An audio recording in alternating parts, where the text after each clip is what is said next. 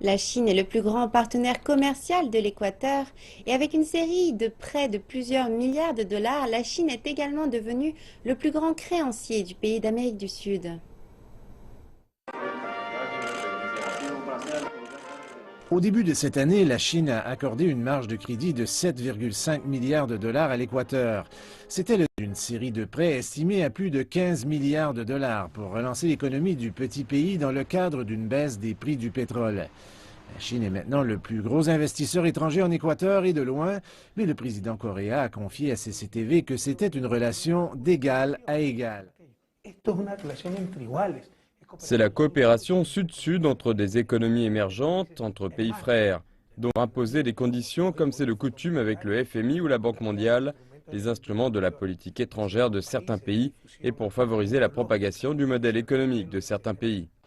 L'Équateur a commencé à emprunter à la Chine en 2008 lorsque le pays sud-américain était en défaut de paiement de 3,2 milliards de dollars pour sa dette extérieure. En retour, la Chine a réclamé la part du lion des livraisons de pétrole de l'Équateur en vertu des contrats à long terme qui offrent un financement chinois à l'avance.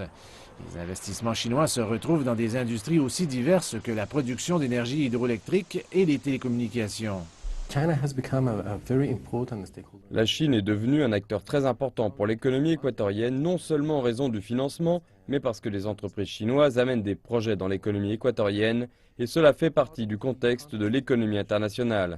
Mais certains critiques disent que la dépendance de plus en plus importante de l'Équateur envers son partenaire chinois rend le pays sud-américain moins compétitif.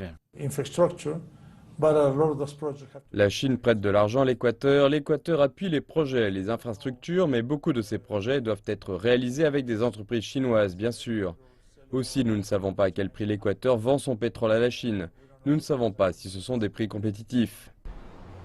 CCTV a fait plusieurs demandes d'entrevue à des responsables chinois à l'ambassade à Quito, mais sans succès.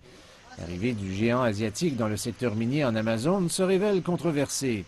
La mine El Mirador, détenue par Equacorrientes, une filiale de CRCC Tongguan Investment, pourrait avoir des conséquences écologiques dévastatrices, disent les écologistes.